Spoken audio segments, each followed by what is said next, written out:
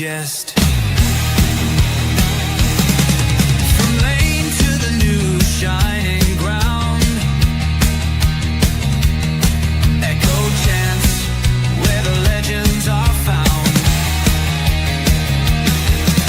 Heroes carved in the heart of time, we march on through grit and grime.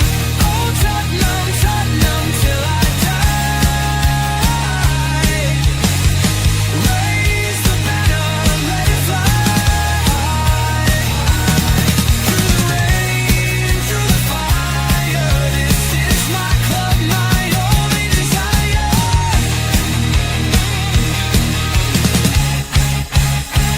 Oh Tottenham, Tottenham till I die.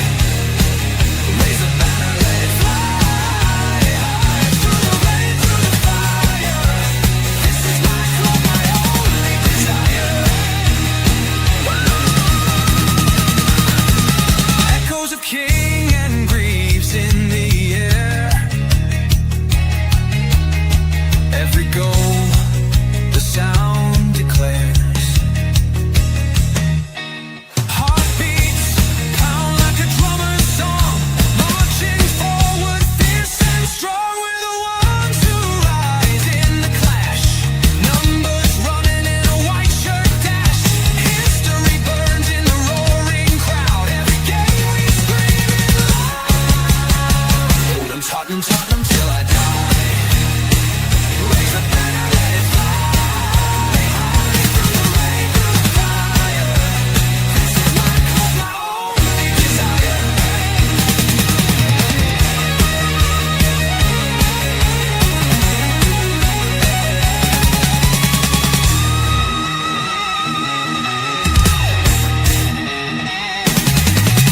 We're the ones who rise in the clash. Numbers running in a white shirt dash. History burns in the roaring crowd. Every game we scream it loud. I'm Tottenham, Tottenham till I die. Raise the banner, let it fly. Through the rain, through the fire, this is my club, my only desire. Yes, guys, and welcome back to THFC2 with your home of Tottenham past, present, and the exciting future, of course, under Thomas Frank. After the transfer window is shut, me and Dave can go into hibernation on transfer stories for the next 6 months, and we're both glad of it. But joining me on this magical tour around the Irish Spurs community, is the man, the myth, the legend, who looks like he's one of the Beatles. I don't know which one, but we will decide by the end of this podcast. It's the one and only Dave Harris. Dave, how are you? Yeah, good afternoon, Dermot. I'm keeping well, lad. Cannot complain. Yeah. I'm absolutely delighted that the transfer window is shut. You know me, I absolutely hate this period. I just prefer talking about the football, and Yeah, same you here. know, now we can kick on with what we've got. So let's go. Yeah, you look like one of the 6 Beatles. Do you know? I do look good lately. I'll give myself that. Yeah, you do. Yeah, you look a bit like Paul McCartney or John Lennon. Do you know that sort of? I reckon you're more John Lennon because there's a bit of a rebel in you. So I reckon that's who you are a little bit. But Dave, yes, the transfer window has closed. Thank fuck. Excuse for language. I think I'm glad it's shut for other reasons. You're glad it's shut just for that. But has football, Dave, has the start of the season sort of gone under the radar of the way of because of the transfer window? Because we've had a pretty good start to the season, to be fair. Yeah, look, we've had a very good start to the season. I mean, look, pre-season was a bit alarming with how short we were in attack. Then you go into the PSG game. I mean, I think it gave everyone a bit of hope and belief.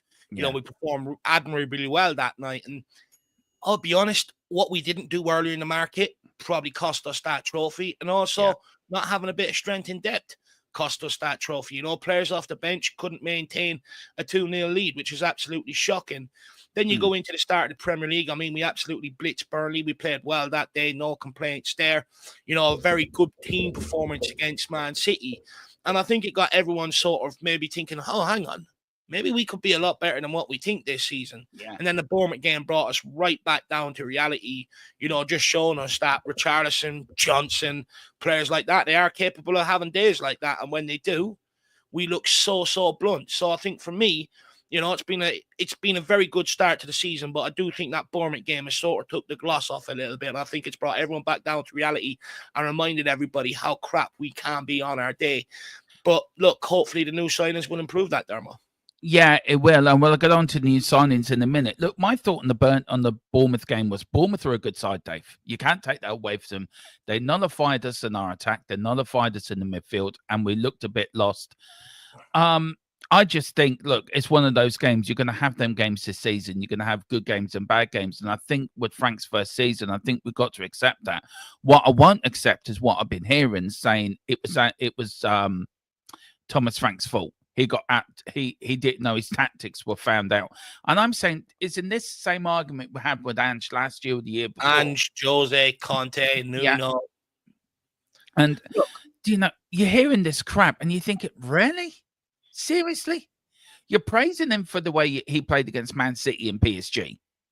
And now you're giving out to him because we've lost to Bournemouth. Bournemouth are a very good side. Bournemouth played well. So, look, if you could give a mark out of 10 for Thomas Frank's first 3 games. Just on the Bournemouth game, though, Darmo. Yeah. Look, I find it hard to blame Thomas Frank, to be to be honest with you, lad. I mean, blame the players. Thomas Frank's fault. Everyone's sitting there going, oh, he should have went with a back 5. And it's sort of like, you don't change a winning team after the performance that they put in against Man City. And at the end of the day, they were a team that are after winning 2 games back-to-back. They should have went into that game with confidence. Don't get me wrong. Bournemouth are a decent side. But we didn't show up, though, Darmo. No, don't get me wrong. They pressed us well. They went man for man in midfield. And they just said to us, right, punt it long and let's see what you've got. And when Richarlison has a day like he has, Brennan Johnson has a day like he has, Frank done the right thing. He made substitutions, which is not his fault. He has the likes of Odegaard to bring in to try and change a game. These guys have proven under Ange Postecoglou they weren't good enough to come in and change games. So why all of a sudden do people think they're good enough under Thomas Frank? They're not. And this was the problem. That's why we had to go after a lot of experience this summer transfer window, because players like that weren't good enough to come in and make an impact. I agree with you. You are going to have games, and sometimes you do have games where for whatever reason, you're just a bit lethargic. You find it slow to get going, and things don't happen for you on the football pitch. But that's then where a manager turns to the bench and goes, "Okay, let's get some fresh injection there. If they can, come on and make a difference." Failed to, and you can't blame Frank for these guys giving the same answers that they gave under Ange Postecoglou. I'm sick of it. Look, I had my doubts about Thomas Frank coming in, and he's changed my mind. I'm completely behind the guy. But one thing I'm not going to do is blame him. He tried to change the game against PSG off the bench, or not change the game, but make subs to maintain what we've had. They let us down. He made subs against Burnley to try and change, or against Bournemouth to try and change the game, and they let us down. You know, that's not Thomas Frank's fault. If these guys aren't ready to come into a game, that's on them. I'd be questioning more their professionalism and their desire and hunger to actually make an impact. There's no excuse for it. Ole Gunnar Solskjaer at Man United made a living off it. And you go and listen to what he says. He says, all I've done is sat on the game, watch the bench, study where I think I'm going to get space and stuff like that. And then, get on the ball and try and make an impact. If these guys are coming in not ready, that's not Frank's fault. That's on them. That's their professionalism. That needs to be it is. And I think the one play comes out of that game with only credit is Vicario, because I thought he had an outstanding game. And it wasn't for him, we would have lost that 3 or 4-0. Also put us in trouble a few times, though. But he did. But I do like Vicario. He's not perfect, but I wouldn't take any other keeper in the Premier League bar Vicario. Let's welcome a few people in. Firstly, I want to say big up to Shawnee Mannix to become a YouTube member. Shawnee, you're a legend, man. And we'll definitely get you one to our member shows. Guys, there is a Fantasy Football League show tomorrow at 4:00 to find out where you guys are. See if I'm still stuck near the bottom and see if Ryan's still at the top. Big up to Iceman as well. Big up Dermot and also Dave. Big up to Iceman. Big up to Wayne Bonner. It says, good afternoon, gentlemen. All in the chat. Hope you're all well. I take it Lookman deal didn't go through. No, it didn't. Though we did put in a deal sheet, it didn't go through. It may be something we go in January. I think that is something. Galatasaray is still an option for him, but he didn't move there either. So watch for January. That's all I'm going to say. Iceman says 1-0 flattered us. It should have been a lot more. That is true. Big up to Wayne. Bournemouth for the far better side. Team of the day. Men against boys. Yeah. Big up to Iceman. When we have 5 or 6 players not pulling their weight, can happen in the Prem. Yeah, that's so true. Big up to Joe Blogs as well. Bournemouth looked like a team that could compete in the Champions League. That's a fair comment, actually. I'm going to start that one and come back. Big up to Wayne Bonner. Don't forget, Bournemouth had to rebuild that defense as well. That's what Big makes up. it even worse, Dermo. Yeah, it You know, does. no, it's something that I tried to highlight going into the game. It's like, let's not forget their whole backline has been decimated. Kirkesh was gone, Huyson was gone, Shabani is gone, the goalkeeper was gone. You know, that backline was absolutely decimated. The only one that was, you know, there last season was Adam Smith. There was no excuse for them 4 players not to be able to break down that backline, and it was embarrassing. What alarmed me more was Richarlison. He fell down once, Dave, and the referee didn't give him. The referee. I will talk about that. That referee was atrocious. I don't care. The player should have been sent off. The Bournemouth player should, after grabbing, I think, should have been gone. Yeah. And I'm sorry, that's the same referee that refereed the Newcastle Liverpool game on Monday, and he made howlers there completely. That referee should not be allowed to referee a Premier League game again. I'm sorry. And look, don't get me wrong. Look, the referee was atrocious, but we know the standard of refereeing in the Premier League is atrocious at this point. And I fail to make excuses for the players unless it's like a last-minute penalty that shouldn't have been given or whatever. It's because at the end of the day, you know, we've all been there on the football pitch when decisions ain't going your own way, but that's when you rally together as a team. You call in your teammates, say, look, this guy ain't going to, you know, give us anything. It's up to us to go and get what we deserve today, you know, by hook or crook. And we failed to do that. That's another thing that pissed me off against Bournemouth. I didn't see anybody sort of, you know, when you see a flat, lethargic performance like that, a good captain, and this is where I get annoyed with Romero a little bit, is they recognize that and they just start becoming vocal on the football pitch to wake people up. You know, you start sort of rollicking a couple of players here, players that you know that can take it. There was absolutely none of that. It's what we've seen in years gone by when things aren't going our way. There's no one stepping up on the football pitch to try and change things. They're just sort of okay with it the way it's gone, and that's what annoys me. You know, sometimes when you see a performance like that as a captain, you've got to wake people up and try and get a reaction, at least try, and I just didn't see that from him either. No, it's a bit like Roy Keane would do that back in the day at United, or old school captains would do that, and I agree with you. Big up to Tequila. Are we freak out yet? Too early. I'll ask in November. And Tequila, you're in for the wind up. I know you are. Big up to you, Tequila.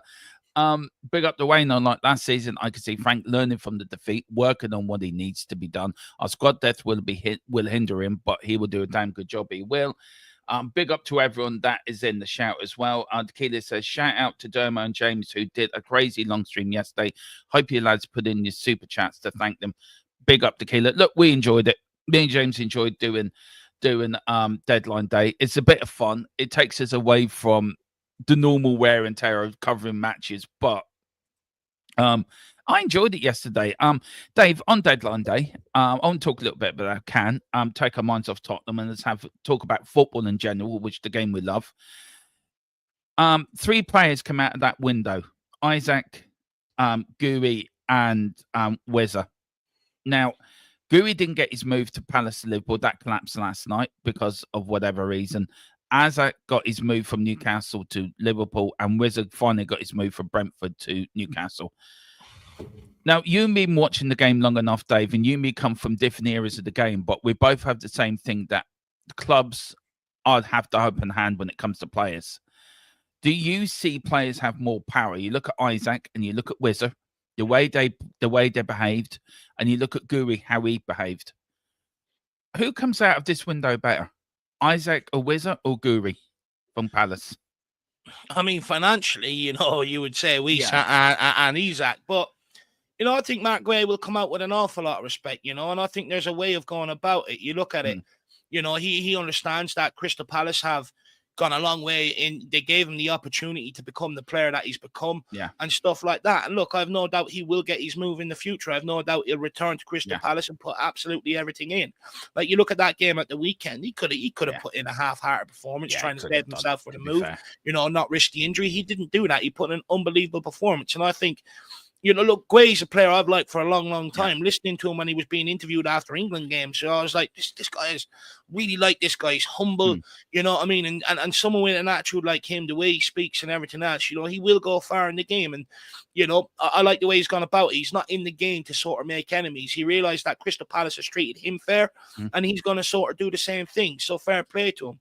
When it comes to the other two, look, ideally, you don't want your players to do that. But everyone listens to ex-professionals come out and some of the stories they hear of the way clubs treat the players. Like you look at Jackson, Bayern Munich, flew over. Next thing, Chelsea want him back and stuff like that. I mean, so it sort of works both ways. You know, these clubs do treat players like shit, and I think these players have sort of recognized it now. And you know, there's so much backstabbing in football, and there's so much money in football. You know, the players are sort of looking at all them billionaires and everything else, and they're like, "Well, hang on, you're making money off the back of us.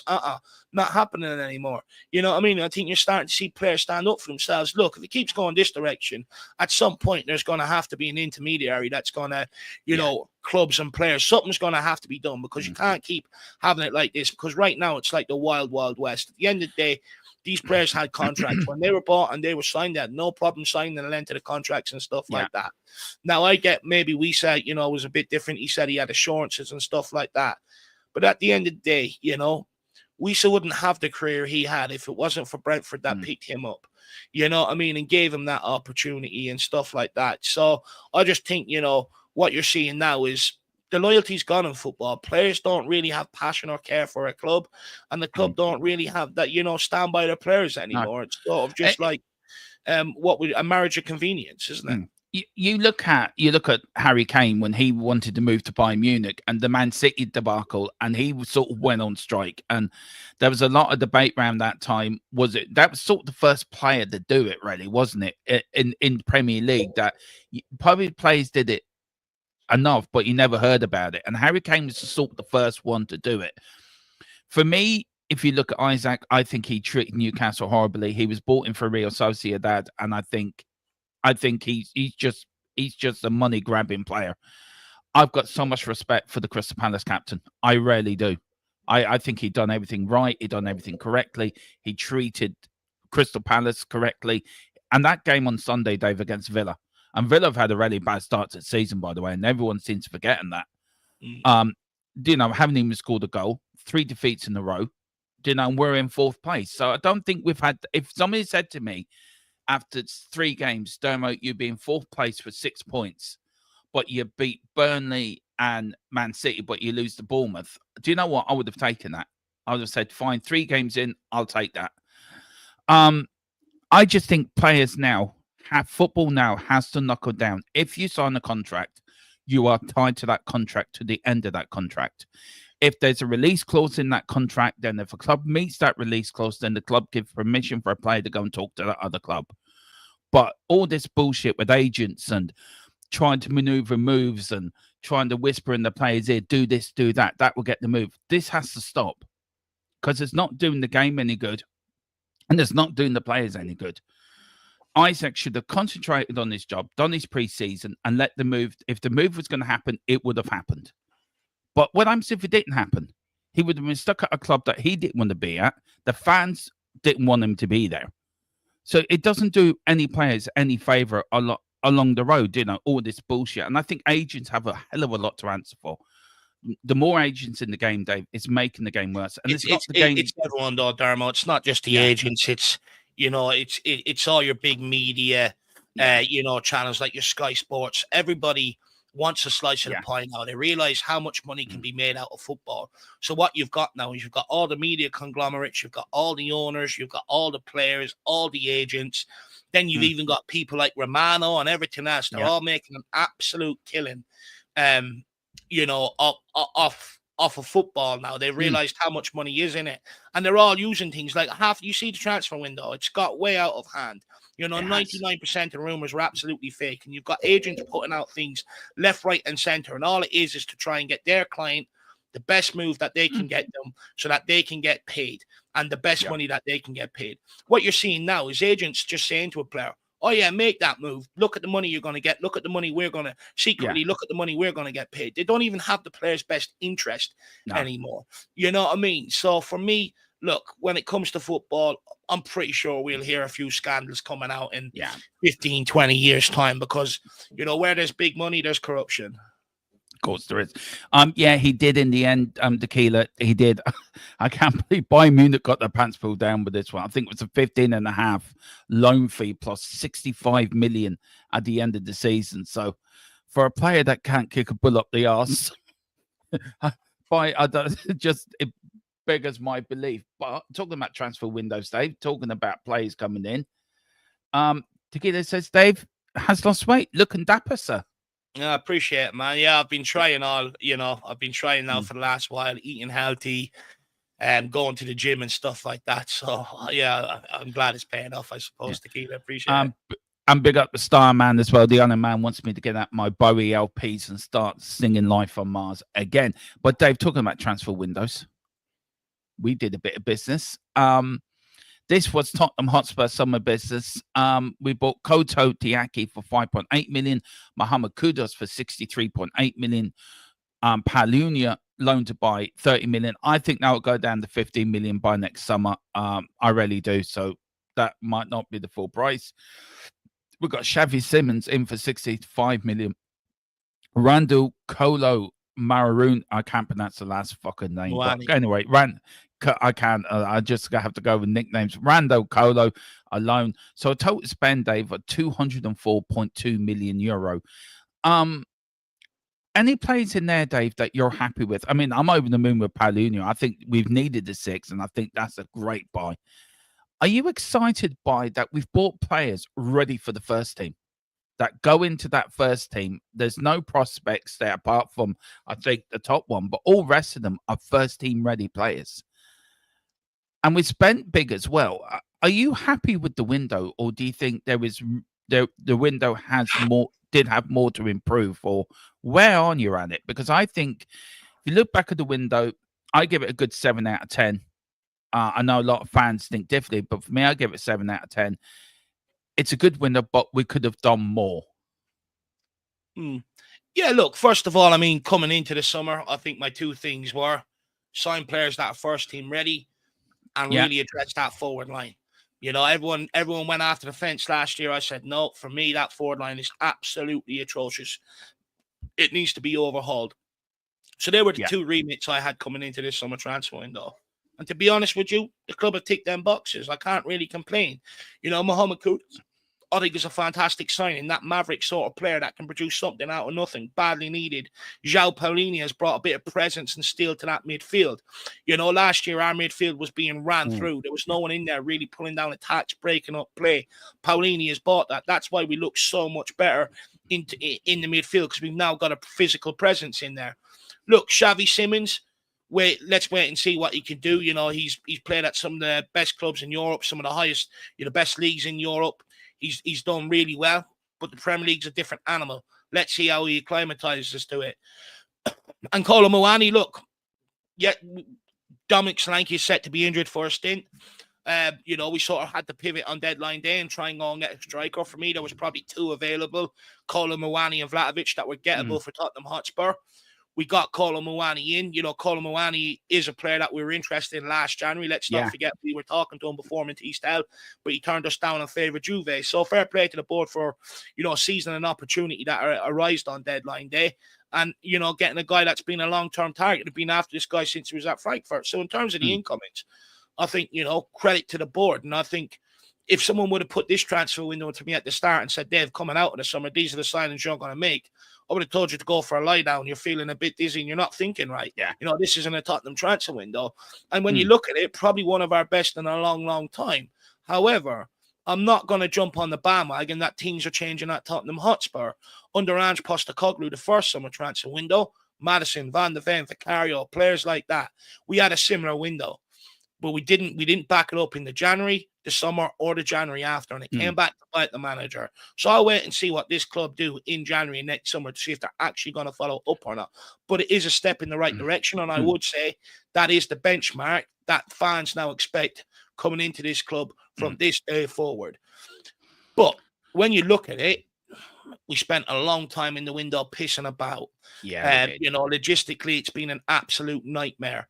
We had high-profile embarrassments in the pursuit of Morgan Gibbs-White and Eberiche Eze. So they've been a bit of a disaster. We left it so late in the market. If we could have acquired some of these signings earlier on, we probably would have beaten Bournemouth and we probably would have beaten PSG. That's the price of leaving it so late in the market. 3 drop points that could be crucial, and a trophy that Spurs fans have been desperate for. So I think the timing of them hasn't really been ideal either. No. And look, to be fair, they have spent money, even though they haven't really recouped an awful lot either. So to be fair to them, they do deserve a little bit of credit. But I'm just experienced enough to know, Dermo, that it's what you don't do that comes back to bite you in the summer. It does. I do feel, Dave, sorry, I didn't mean to cut across you, but I do feel there's a lot of holes in the squad, especially in the defense. Yeah, there's still a lot of holes in the squad. Our fullbacks, there's massive holes. I was watching me on Tottenham TV last night, and I think it was Sim saying that you can, if we lose Jed Spence, we lose the only player that can play left and right. Yeah. We've got Ben Davies to play in the left back. I mean, Ben Davies should not even be here, to be fair. And again, is it a failure, right? I just want to ask you this, right? Is it a failure of Daniel Levy? Is it a failure of Johan Lang? Or is it a failure of the recruitment? Or is it all of the above? Because yesterday felt like a Paratici type transfer window. It felt that he was in charge yesterday. It felt like he was running the show. I mean, Johan Lang, do you blame him? Do you blame Levy? Where do you put the blame? Or is it all of the above? Look, the reason why we've been left short, Dermo, and I think that's where Spurs fans got annoyed. Maybe they could have pushed the ball out and got that elusive left winger, replaced the goals and assists of Sonny. We've been left short at centre back. We've been left short at full back. Probably, ideally, another centre midfielder in the door as well. But maybe when you come into the transfer window and you add that on top of what we've done, maybe that's just unrealistic to get done in one window. And this is where Johan Lang comes into play. What we didn't do the January 2 seasons ago when we needed help, what we didn't do last summer and what we didn't do last January have left us almost too much to do this window. And that's where your problem is. You've left yourself too many holes to fill. My only hope coming out of this window is, yes, I think short term, it might end up costing us this season at some point. But I'm hoping I can look back on this window in 2 years' time and go, that was the start of it. Yeah, it was. And the kid makes a good point. He says we're short on fullbacks, but they were telling me Davis and Gray can play there. I mean, to what level? I agree with that. I think that is the problem. You could play fullback. I mean, me and you could step in and play a fullback, but it's not good if we're going to be rinsed, and run past and let the ball come into the box every 2 minutes, is it? No. I saw a game in pre-season. Was it against PSG or was it against Bayern Munich? I think it was against Bayern Munich, where Ben Davies was rinsed every time they went down his left side. Absolutely. It's an all-round failure for me. I think Johan Lang has to take responsibility. I think Daniel Levy has to take responsibility. I think the recruitment team needs to take responsibility. I've always said it, Dave. Look at a Paratici window to a Johan Lang window. Paratici is a far better football man than Lang will ever be. He didn't do anything. He didn't do anything up at Villa, and he's definitely not doing anything here at Tottenham. Look, if you look at the players we have bought in, and I did include, by the way, guys, the Danso and Tell into that 204.2 million. So that's why that figure, it is 134. Tequila is right just for them signings, but I added in Tell and Danso. If you look at them players, right, Dave, Simmons is going to be an absolute star. He's going to excite us when he gets on the ball. You look at Paulinho against Man City, though he didn't play well against Bournemouth. That man is a machine in the number 6. Kudos as well, I thought, who was poor on Saturday. He might get a bit of a kick when he sees who's joining us. But are we asking Simmons to do too much? This is what Sim said last night. And I thought in my head, I must ask Dave this question, actually. Are we asking these players to do more than what they're supposed to do? Are we asking these players to go above their brief? If we lose a Kudos, we're going to be, who are we going to put on the right side? That's not asking them to go above their brief. I mean, at the end of the day, these are signings that I expect to hit the ground running at Tottenham Hotspur. Last year it was hard to expect Archie Gray, Bergvall, Udeberg to hit the ground running. Kudos, I expect to hit the ground running. Paulinho, I expect to hit the ground running. Same with Xavi Simmons, Mawani. These guys, bar Kudos, they all have, Kudos does actually play with Ajax. They all have Champions League experience. They've all played in the top leagues across Europe. They're all full internationals with plenty of international caps under their belt. I expect these signings to hit the ground running. Yeah, I do too. Big up to Astro. He says, what the hell was that? We signed 3 opportunists. I don't think there were 3 opportunist signings, but there you go. Did Frank get his 2 number 10s and the left centre back hybrid and the left wing? No, we didn't. We did fail him in that. What the hell? What the F was the club plans in the window? Total show window. Dave, look, you're going to get fans that are going to say that it was the window was crap. You're going to get other fans say it was an okay window. You're going to get other fans say it was a good window, but could have done more. I'm more in the camp. We could have done a lot more. We did get our pants pulled down with Morgan Gibbs-White when we sat and did nothing for 2 weeks. Eze as well. We were the only show in town. We were there. All we had to do for him was just sign the paperwork. That was it. But he wanted, and I was told repeatedly, if Arsenal come back in, he's going to Arsenal. And that's what proved what happened. Arsenal came back in. If Daniel Levy had done it 2 days before the start of the window, where it was all done, all he had to do was say, "There's the money." Eze be in the white shirt. He would be Arsenal. What annoys me about that whole thing, Darmo, is the fallout since we've pivoted and gone and shined Xavi Simons. Yeah. And all of a sudden we're acting like we've gone and bought some world beater. We haven't. We bought a player with immense talent that has the opportunity now to be able to kick that talent on, and he's only 22 years of age, give him another 2 years. You're hoping developing that talent, he will become a superstar. But Eze was ready-made to come in.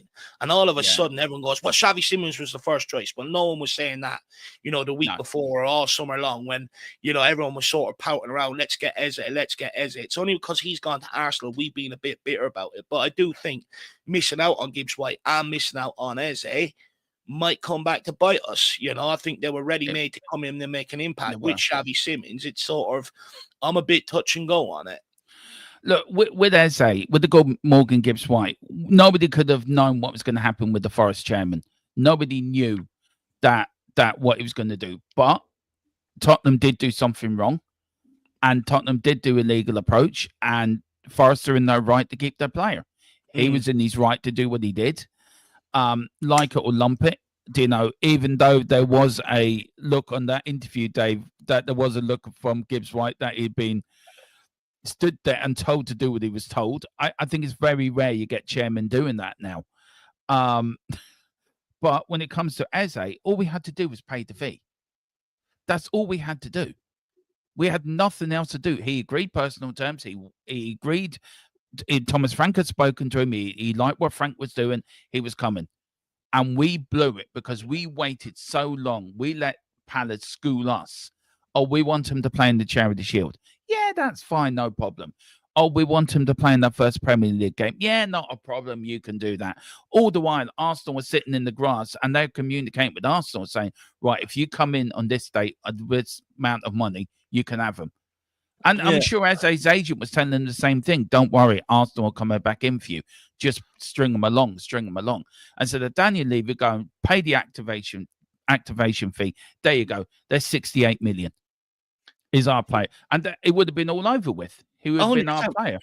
But you would like to think we learned our lesson, and that's why we end up getting Xavi Simons in the door, that we were willing to sort of bulk up a fee. Because at the end of the day, everyone goes, oh, Xavi Simons picked Tottenham. He flew into London to try and force Chelsea. He had terms agreed with them all summer long. Yeah. He flew into London to try and put the pressure on Chelsea to sort of go and make that bid that he thought was coming. It didn't happen, and we seized on the opportunity and got him in. And fair play to the club. They learned a lesson from the Eze one, and they got the deal wrapped up quickly. But why wouldn't you do that for someone like Eze, who's been doing it in the Premier League for the last 4 to 5 years, if not a little bit longer? Why would the urgency not be there? You're absolutely right. We were sitting there going, well, we'll let him play this game and that game, but if we do, we want to knock this off the fee, and we're going to take this off the fee. And all of a sudden, Palace are sitting there going, fuck me. And then Havertz got an injury, and they couldn't believe that. Arsenal come in, goes, Tottenham, there you are, there's the money. And then the fallout from it.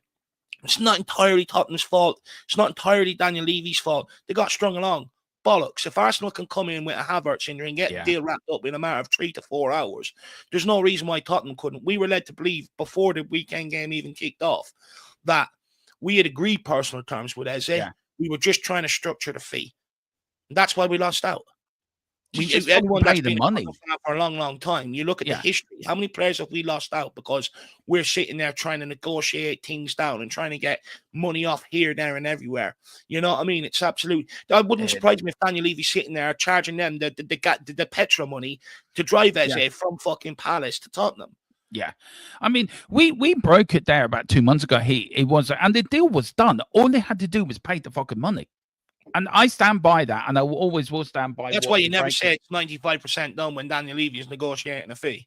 Well, it was 95%. You always leave 5% spare, and I'll stand Yeah, by I that know. story, When and I'll Daniel stand Levy's over it. negotiating the fee, it's more like Yeah. 25% done. You know 75% what, Dave? done. As I always say, I stand by and stand over anything I break, and I always have done, always will. Look, we know talks are stalled as well for the takeover. That was we broke that probably about a week ago. That talks have stalled on that.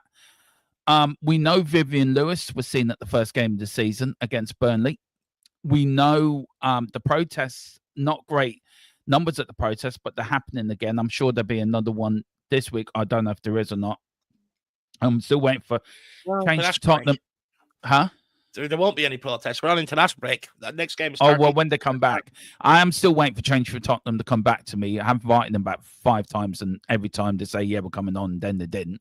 So I'm appealing to change for Tottenham. If you're watching, will you get back to me? Let me know when you're coming on. We ask the difficult questions, and we will ask me and Tequila, as we call them, Simon Jordan on this channel. He will ask the difficult questions.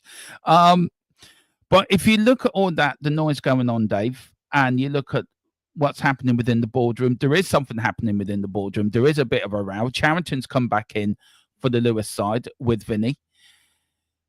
Do you feel that Levy's time might be coming to an end?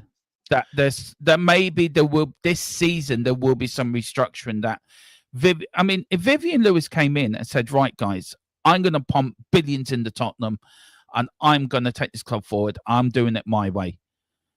How would you feel on that? Would you be happy with that? I know Rayman's probably chucking everything at the telly at the moment and probably chucking mugs and everything at my head.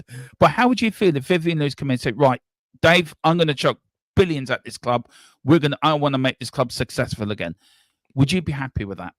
It's not going to happen. They haven't done it yet, and they've owned the club for 20 odd years. Yeah, so but Joe Lewis has run the club. So if Vivian's taken over from her father, and she's a proper Spurs fan, she wants Tottenham to succeed, and she's going to come in and say, right, sorry, Joe, sorry, Daniel, you're gone. I'm taking over, and I'm going to pump millions in. I want to make this club the win again. Do you have to be proven?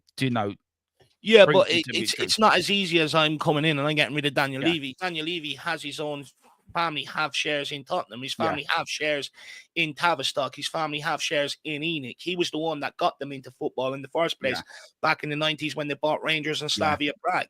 That's so they're not just going to kick him out at the end of the day. They're never going to do it. Look, when it comes to takeover, look, I'll be honest, I've been hearing about a takeover since 2021.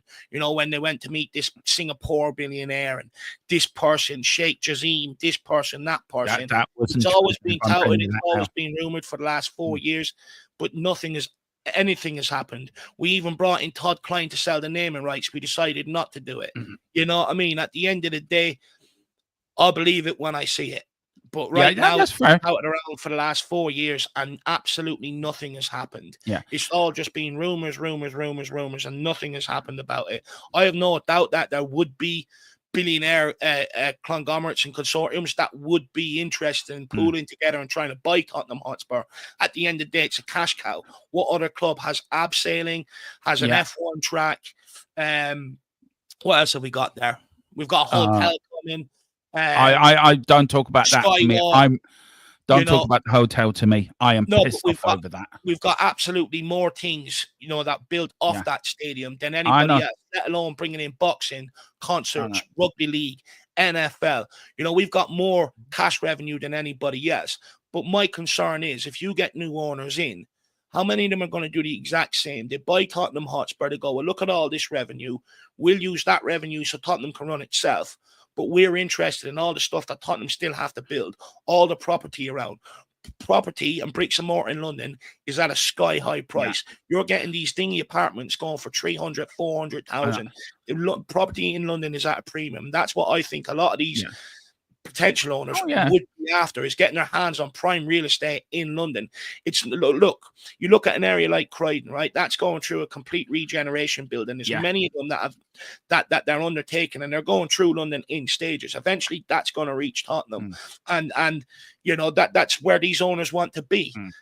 You know, so for me, I'm a bit weary about it, unless their main aim is just to come in and make this club as successful as it can be. So I'm one of them. I'll sit back and I'll see their intentions, because you know, sometimes the grass isn't always greener on the other side, you know. No, so it's not. for me, I'm going to sit there and wait and see what their intentions are, because I'm not going to be lie. As much as Daniel Levy frustrates me in what he doesn't do, it's also nice being able to be a supporter and not worry about the club going bankrupt, not worry about the club going bust, not worrying about PRSI and stuff like that, where it's hammered other teams. I could only imagine being a fan and you've got them sort of worries, because if you do, you always have someone like Bury FC in the back of your mind. So for me, there's a comfort in that to a certain degree. So I'm going to wait and see what people's plans are for the club first. As a fan that's been there, and I know probably Rain Man was there for, look, I want to say this now, right? We've got this message of you was at the protest. How many people turned up, by the way? I would like to know. Wasn't a lot. No, I believe there wasn't even any representatives from Change for Tottenham there. Or I think there was one, maybe I heard. Well, that's not good, to be fair. Look, for me, I want Daniel Levy out the club. I agree with Simon Jordan, where I think his opinion is Tottenham needs a new captain to steer Tottenham into a new era, a new level. And I agree with that. I think he's taken us as far as he can take us. Look, I've said it before and I said it again. I was around when we nearly went bust. So was a lot of other fans. I remember what I was like as a 13-year-old Tottenham fan. Have I got a club to support? And I understand people might think, oh, Dermy, you're talking shite and you're talking crap. I get that. But that's how I see things. I see things differently. I'm not a financial wizard. I left school at 14, went to work in the building sites with my father, no education, can hardly read or write. All right. So I'm not one here. Like there's other people a lot more educated than me, a lot more got degrees, whatever, in the other fields. But what I do have is my love and my passion for this football club. And what I do have is what I want the best for my football club. I've been there. I don't like being there back in the early 90s, late 80s, early 90s, having to sell our best players to pay for things. We had to sell Chris Waddle. We had to sell Glenn Hoddle to pay interest. We had to pay Chris Waddle to pay for the Gary Lineker transfer. We had to at the time he went to Richard no, it's not Richard. Something Murdoch. Rupert Murdoch. Rupert Murdoch asked for a loan for him, a £2 million loan or £1 million loan to help pay the interest. So because we owe Midland Bank I think it was £8 million at the time, which was a hell of a lot of money back in them days. Do you know, we were 20 million in the debt. We're about to go bust. And Alan Sugar swooped in with Terry Venables. Like it or not, Alan Sugar saved his football club. He saved us. He put us on the footing. He laid the foundations for Enoch to build on for when they took over. And like it or not, Enoch run the football club in a very different way to other people run their football club.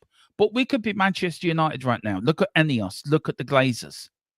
We could be in the hell. Look at their stadium. Yes, we've got a fantastic stadium. Yes, we've got the best facilities in the world. I've always said it. Give me White Hart Lane and the championship winning side any day of the week. I didn't ask for this new stadium, but that was supposed to be the next step for us. And I say it again, Daniel Levy is taking us as far as he can take us. It's time for a new chapter. It's time for a new captain to take us to the next level. We all hate Daniel Levy for what he does off the field. But Dave, you are right when he said he's made us financially secure. We don't have to worry about PSR or FFP. And I know it frustrates fans. And I know football fans are very one way in thinking. We want the best players at our football club. And that's what all that matters to us. I want my club to win. I've seen this being successful. I've seen this win FA Cups and League Cups, and I've seen this win 2 UEFA Cups, where you've seen one, Dave. Your dad's seen a lot more. Philip Brady, who's seen a hell of a lot more than us two put together. We get people in our chat. Wilton come in. He's seen David Clark, who were live when the double winning side was around. Do you know? So we have a rich history of being successful, being Tottenham, being the forefronters, being the trailblazers of the football world. And I just think, yes, owners may frustrate us. Daniel Levy may frustrate us. Yes, there is protests. Does he listen to the protests? Probably not. but we've got to keep the pressure on. We've got to keep the pressure up on him. And people that can get to the protest should go and get there. Support the people for change for Tottenham. Because if we don't get change, then what's this going to be like in 5 or 6 years' time? Are we still going to be having an okay window? And I feel that I think Change for Tottenham have to do the protests at the right time. Pick the right moments. And I don't know if you agree with me in this, Dave. No, I do disagree with that. Look, that's something that I've been heard banded about, but I almost think when you just try and pick the right moments, which essentially you're trying to capitalize on the bad times or things going bad, it looks wrong. It looks wrong. And it does. To be honest with you, it turns a lot of people around. For me, I'm a firm believer of your cause. If you believe in your cause, you got to do it when the good times are happening and be there ready for when the bad times are happening and people want a shoulder to cry on or an outlet to frustrate their anger, because if you pick and choose your moments, that's where you open yourself up to a lot of criticism and, you're just an opportunity to share this. You can see some of the flack that people around the community have taken in years gone by and stuff like that for picking and choosing their moments. So I think the only other way around it is to do continuous, whether things are going good or bad. Yeah, no, I agree with you. Rayman says, I don't think Levy has made Tottenham financial secure. Look, Rayman, I'd love to get you on the channel to debate you, to talk about this with you. Probably we're two different. We probably won't agree with each other with everything we have to say, but I do respect you. But listen, the invitation's there for you, sir, to come on one show one evening. I will get Tequila or I'll get Tequila to referee the debate. But I'd love you to come. Yeah. Yeah, we do actually like each other, actually, to be fair.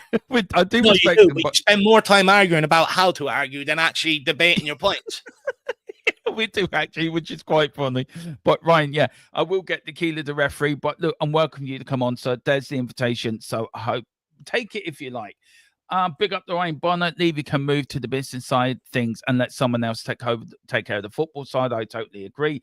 Big up the Shan Tom as well. Afternoon to Irish lads. Hope you're doing well, Dave and Dermot, or the new D&D. That's true. There's a new name for us there, D&D. Big up to the Harmless Potato, who's been a member for 4 months. Big up to the Harmless Potato. I hope you're doing well. Look at that, Dave. A nice little European trophy beside the Harmless Potato. Absolutely. And also big up to Archer as well. Levy alleged that he's a Spurs fan. There's a future show for us, Dave. Is Levy a Spurs fan? But guys, we are. He's a Spurs fan, but unfortunately, he loves his money more, and that will always rule his head over his heart. It will. Look, guys, we are going to leave it there. I did promise David did this 45, 50 minutes because I know he's busy today. He's got a lot of things today. Dave, what you got coming up on the second best channel in Ireland? No, you are the best channel in Ireland. I'm in your wake. I'm coming for your crown. But look, you give me the platform to do what I do, to be fair. You're the mothership of this channel. So I'll always be grateful for you and Jack. But what you got coming up? And I'm looking forward to getting one of your debate shows, by the way, sir. Yeah, no, I'm just getting back into the swing of things. I've had a very sort of hectic summer with my dad being in hospital with his heart and stuff like that. So we're all over the moon that he's better now, Dave, and he's at home. And how is he doing now? Is he getting back to normal now? Look, don't get me wrong. He's still got a long road ahead of himself. Still got a lot of outpatient appointments and all. You know yourself. You've been through outpatient appointments and all sort of, attending stuff like that. But it'll get there. But it was, the end of the day, I had to put my family first. So I do apologize about the lack of streaming, to people over the course of the summer. But I am back now. I am getting into things now.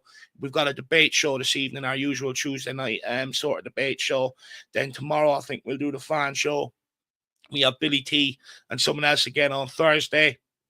And then I'm going to sit back and enjoy some of the international football. The World Cup qualifiers are back. So I'll probably say I don't know whether to watch them on my own, because we know how frustrating Ireland can be, or do a watch along. But that's what I've got coming up, this week. And look, Dermot, we'll have to get you back involved because you did tell me that you weren't available for some of the pre-match build-ups, but that's since changed. So I'll get you back involved in them now after the international break. You need a bit of Dermotron on your channel, Dave. Your channel needs a bit of Dermotron. It needs a bit of lunacy. on that channel. You're too serious. You need a bit of lunacy. And that's what I bring, lunacy. But guys, yeah, please big up to Stevie. Edinburgh Spurs. Leave his big ego will never allow him to take a back seat. That's so true. And then Rayman says, it's a matter of intent. Levy's goal is not to make a football club successful. It is to make Enoch money. And that has come through assets growth, through growth, leverage of fans and land surrounding the area.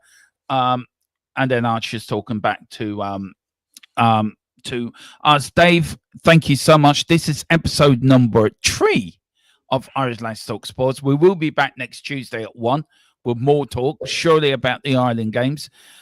If you are doing an Ireland watch along, Dave, let me know. I may join you for that, sir. Yeah, I will actually. I'll let you know. I'm just trying to debate whether I should do a watch along or whether I just need to watch it in front of the couch. But yeah, I'll probably end up doing a watch along. Just very quickly before we do end up, Dave. 3 good moves for the Irish lads. One went to Sheffield United yesterday. I think one left Celtic and went to, where was it? Sunderland, I think. Was that Liam Scales? No, the striker from Celtic, the Irish lad, the striker. Oh, Adamida, Swansea. Adamira. Yeah, he went to Swansea from Celtic. We know Obi-Wan, as I call him, he's gone to Sheffield United. Do you know how look, I'm quite optimistic we can get a playoff place for this World Cup qualifying group we're in, Dave. Is that where you're at? Do you think that's what we're aiming for, a playoff place?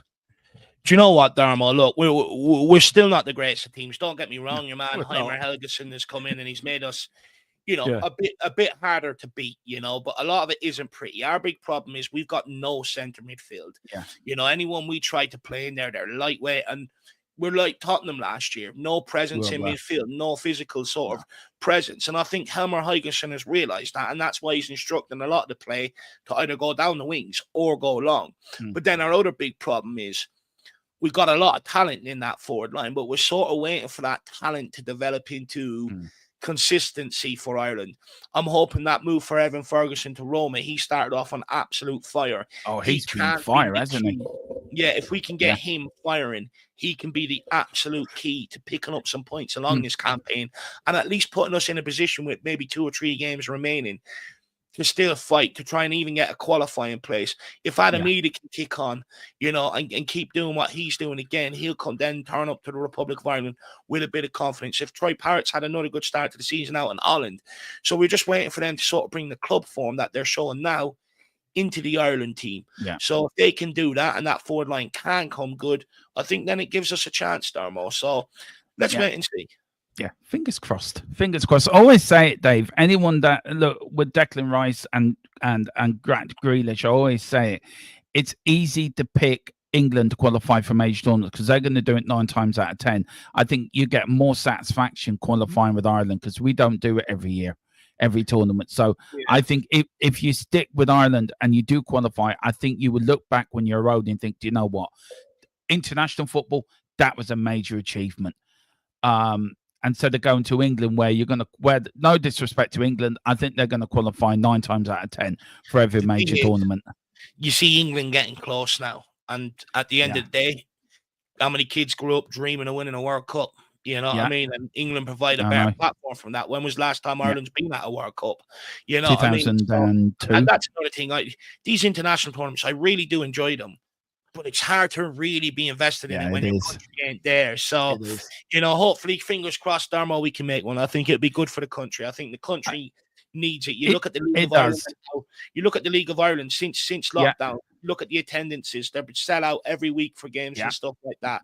There's a real buzz behind the football again that has maybe been missing for about a good 20 years. There's a good buzz back behind it again. So now, if we can just get the national team to a major competition, latch on to that. I think then you're about to see maybe a new era of Irish football. I think so. And also the 2 Irish clubs getting into the Conference League as well, which is fantastic for Irish soccer as well. But Dave, we'll leave it there. We are Irish Lads That Talk Spurs. Thank you so much indeed for joining us on podcast episode 3. We're back next week at 1 for episode 4. Who knows what me and Dave are talking about next week? Maybe tiddlywinks or sewing, but who knows?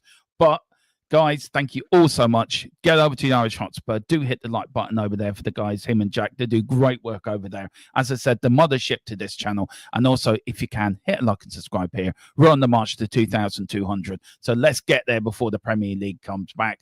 Guys, thank you all very much. And there's Tequila always... Oh, no problem, Dave. I enjoy having you, man. Thank you for doing this podcast with me. And as Tequila always says, and I will quote him, I'm going to do this horribly, but he normally says it. He goes, "It's just who we are, mate." See you later.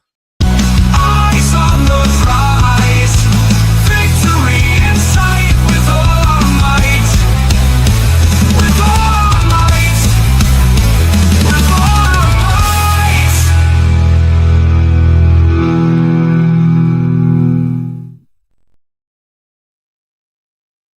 Thanks a lot.